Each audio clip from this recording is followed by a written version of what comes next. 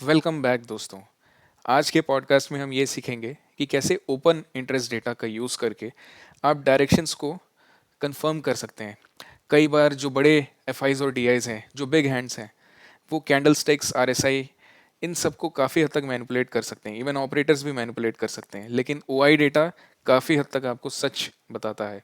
तो कैसे आप एक एज सीख कर सकते हैं ट्रेडिंग और इन्वेस्टिंग जर्नी में, और कैसे आप अपनी एंट्री पॉइंट को प्रिसाइज कर सकते हैं, आज ये बिग बुल सीक्रेट्स मैं आपके साथ डिस्कस करूंगा। तो क्या होता है ओपन इंटरेस्ट?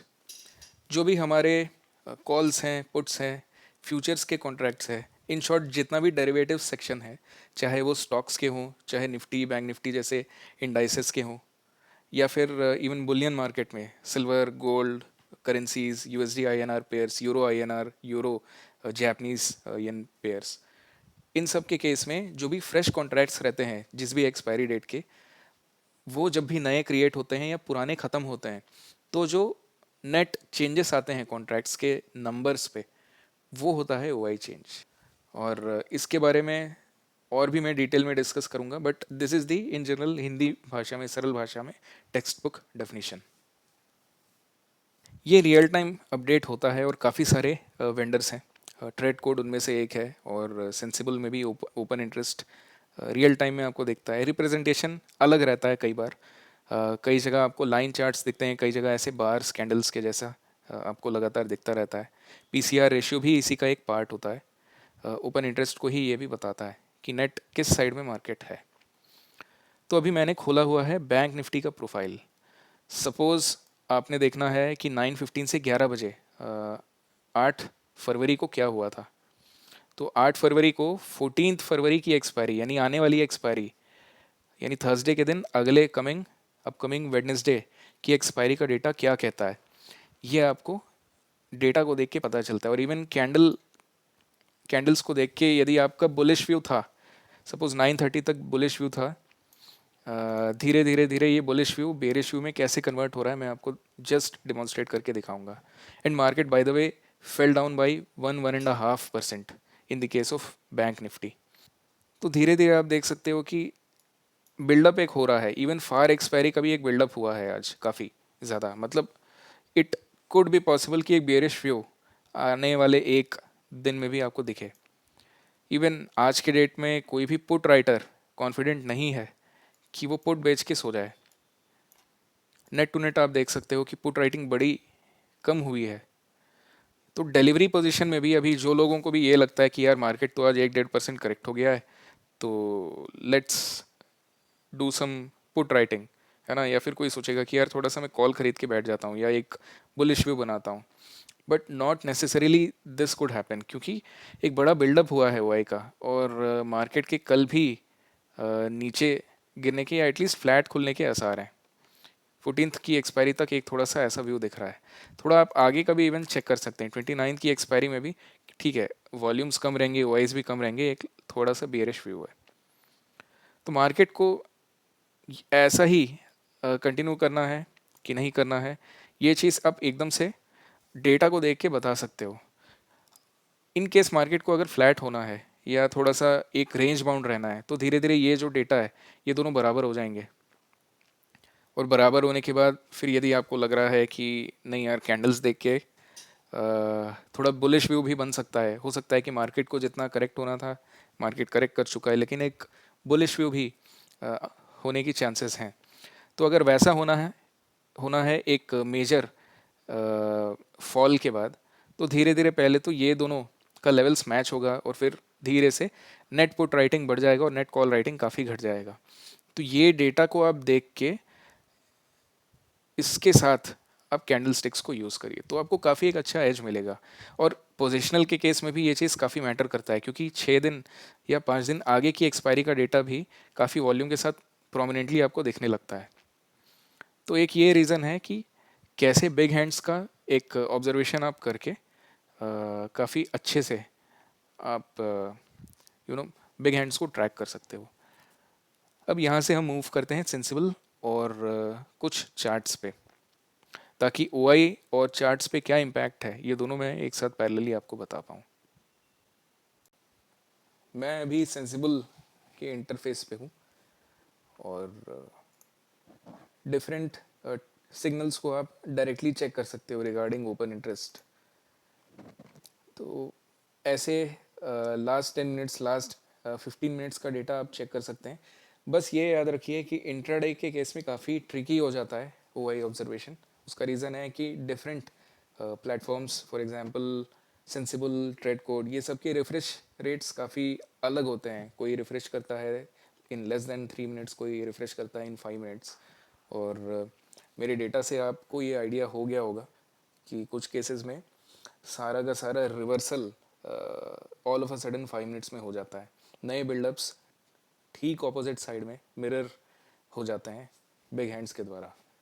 तो इस चीज़ को बस आप ध्यान रखिए। 1 घंटे का यदि आप डेटा देख रहे हो तो बहुत ज़्यादा मैटर नहीं कर रहा है। Again this is good news for positional traders and may be investors with the view of 3 to 6 months। But again थोड़ा कॉशियसली आप इंट्राडे में करिए, कम पोजिशंस के साथ ट्रेड्स करिए तो अच्छा रहेगा। बट मैं ओपन इंटरेस्ट का यूज़ करके अपनी एंट्री को प्रिसाइज करने की कोशिश करता हूँ। और मेरे ट्रेड्स का इन जनरल जो व्यू होता है वो 3 से 5 दिनों का होता है। तो डेटा को आप ट्रैक कर सकते हो। कॉल पुट को भी आप, जैसे कि मैंने बताया था थोड़े समय पहले, कि पीसीआर रेशियो वो भी लगातार फ्लक्चुएट होता रहता है। जैसे कि पीसीआर रेशियो इज़ 8.8 इस पॉइंट पे, यानी पुट्स ज़्यादा हावी हैं कॉल्स के कंपैरिजन में। और धीरे धीरे ये रेशियो और बढ़ गया, मतलब कि पुट्स बहुत ही ज़्यादा हैवी हैं। इस पॉइंट पे पीसीआर रेशियो लगभग लगभग 0.94 था, फिर एक ड्रॉप आया। बट अगेन इसमें सबसे बड़ा प्रॉब्लम है कि पीसीआर रेशियो आपको एक रेशियो तो दे देता है, लेकिन वो क्वांटम ऑफ राइटिंग आपको ठीक से कई बार नहीं बता पाता है। जैसे कि यहाँ नेट चेंज जो है सिर्फ देख सकते हो 90 लैक्स का है, बट पीसीआर रेशियो उस चेंज को रिफ्लेक्ट उतना अच्छे से नहीं कर पाएगा। और ख़ासकर कि जब ये ज़्यादा क्लोज जाता है, जैसे कि 0.9 0.95 इस रेंज में आता है, ये फ्लैट आपको कई बार दिख सकता है, लेकिन क्वांटम कितने पुट्स आए हैं और कितने कॉल्स आए हैं वो दोनों बराबर भी हो सकते हैं। वो 30,000 के वॉल्यूम पे भी, 30,000 के फ्रेश ओआईज में भी वो बराबर होते हैं। और PCR ratio is not that reflective of OI impact. अच्छा रहता है लॉन्ग टर्म पर्सपेक्टिव से, बट मेरे हिसाब से जो मैंने थोड़ी देर पहले आपको बताया, that is a better way. तो यदि आप सारा साइंस इसके पीछे का जान गए हैं तो पीसीआर रेशियो आप देख सकते हो in general. But because we are privileged, PCR ratio आप इंडाइसिस के लिए देखने के साथ साथ ओआई भी देख सकते हो, ओआई प्रोफाइल भी देख सकते हो इंडाइसिस का। कुछ स्टॉक्स का पीसीआर रेशियो आपको नहीं मिल पाएगा, तो वो चीज़ जो है आप सेंसिबल से निकाल लेना। इस तरह से आप चेक कर सकते हो। Again there is one more thing, let me go to the option chain. ये आता कहाँ से है, जो मैं आपको थोड़ी देर पहले बता रहा था। तो जो भी हमारे एनालिटिक्स प्लेटफॉर्म्स हैं, सेंसिबल और ट्रेडको जैसे, वो इनका जो फ्रेश कॉन्ट्रैक्ट्स रियल टाइम हर 3 मिनट में, 2 मिनट में रिफ्रेश होते रहता है, तो इसका डेल्टा, इसका चेंज को बार्स में रिप्रेजेंट करता है। जैसे कि 100 लैक्स के आसपास यहाँ पे ओ आई चेंज आया, इधर आया है 174। तो इन दोनों का डिफरेंस आपको ब्रोकर बताएगा, या फिर ऐसे प्लेटफॉर्म्स आपको बताते रहेंगे। तो जड़ ये है, रूट ये है, यहीं से आता है। अब इसका इम्पैक्ट क्या हुआ है ये देख लेते हैं, चार्ट्स पे आते हैं। Let's go to H D F C bank.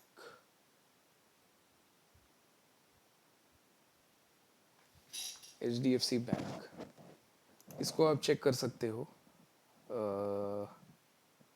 15 minutes के कैंडल्स में।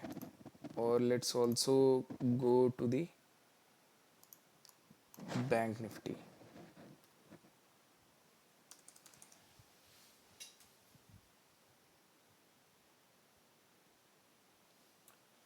Let's go to bank Nifty.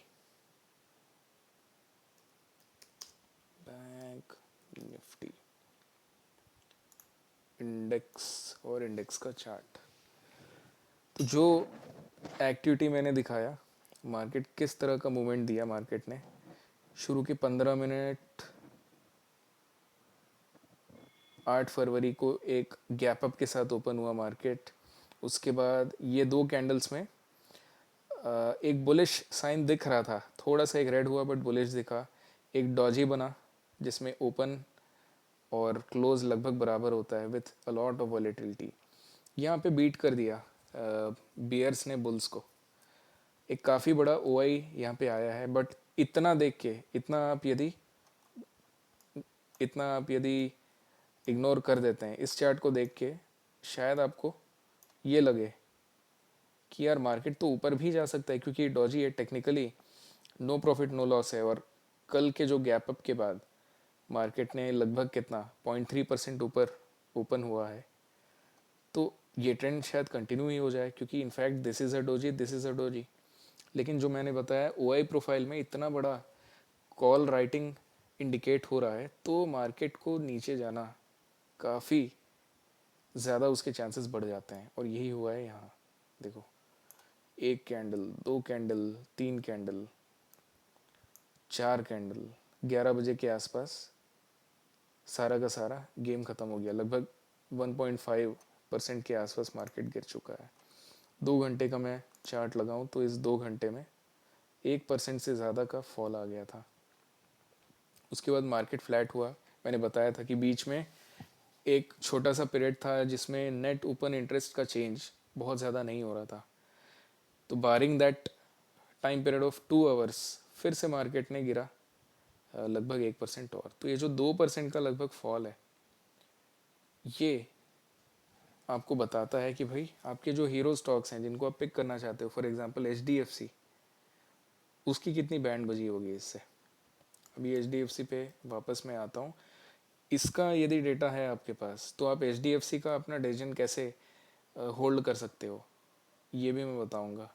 Initial 2 घंटे में थोड़ा सा बुलिश था मार्केट, पूरे 2 घंटे भी नहीं, इनिशियल 45 मिनट। तो let's go to 15 minute candle. और यस, 9:45 तक आपने शायद अपना 10% इन्वेस्ट कर दिया रहा होगा H D F C bank में। ये मैं एज्यूम करता हूँ, इवन मैं खुद यही करूँगा। बट उसके बाद आई विल नॉट एंटर। और इस पॉइंट पे शायद आप पूरी तरह से, आप मतलब जो भी रिटेलर्स हैं वो पूरी तरह से शायद एंटर हो जाएं। तो H D F C bank कैसे अपना फॉर्मेशन कर रहा है ये भी देख लेते हैं। तो यहाँ पे this is going synonymous with bank Nifty आज के डेट में। तो इनहेरेंट प्रॉब्लम नहीं है बैंक निफ्टी में। यदि आप देखोगे कि एस बी आई ने आज अच्छा परफॉर्म किया है, but H D F C के जैसा ही सिमिलर चार्ट पैटर्न बना है बैंक निफ्टी का। इसमें भी आप देखोगे कि कौन सा मैं फॉल कह रहा हूँ जिससे कि आप बच सकते थे, वो है ये जो बड़ा कैंडल है, 0.3% and then 0.4%, 0.2% again and then 1.3%। लगभग H D F C bank गिरा है 2%। You can protect your capital with this. और कुछ इसी तरह का यहाँ पे भी 6% का एक फॉल आया था मार्केट में, बट बैंक निफ्टी उतना नहीं गिरा था। आप यदि 17 जनवरी को आते हैं तो पॉइंट ये है कि open interest is very good as far as you deploy it for your investments and positional trading perspective. तो समराइज मैंने कर दिया है। एक लास्ट एस बी आई का चार्ट भी मैं आपको दिखा देता हूँ कि कई बार आप एस बी आई को ग्रीन होते हुए देख के शायद आप बुलिश व्यू बना लें H D F C bank में, लेकिन आपको ओ आई देखना है ओवरऑल बैंक निफ्टी का, उसके बाद ही आप अपना कोई इन्वेस्टमेंट डिसीजन बनाएं। This is playing an altogether different game. S B I के चार्ट्स बहुत ही प्यारे हैं। इस पॉइंट पे काफ़ी एक अच्छा, मैं हमेशा इसी पॉइंट का वेट करता रहता हूँ। हार्डली मुझे ज़्यादा मिलते ही नहीं हैं अच्छे स्टॉक्स, निफ्टी 50 स्टॉक्स, जहाँ एक क्रॉसओवर इतना ब्यूटीफुली फॉर्म होता है। और अगर ऐसा फॉर्म होता है, बैंग ऑन, इस पॉइंट से बहुत ही बड़ा मूव हमेशा आता है। मेरे मेरा जो फंड है वो दूसरे स्टॉक्स में इन्वेस्टेड है एट द मोमेंट, बट ये जो फॉर्मेशन है ये बहुत ही स्वीट फॉर्मेशन है। तो ऑल राउंड ओपन इंटरेस्ट को इस तरह से आप डिप्लॉय कर सकते हो। करते हैं वीडियो का and. This is the finish line, और कल फिर से एक नए टॉपिक को डीप डाइव करते हैं। Thank you so much, have a lovely day.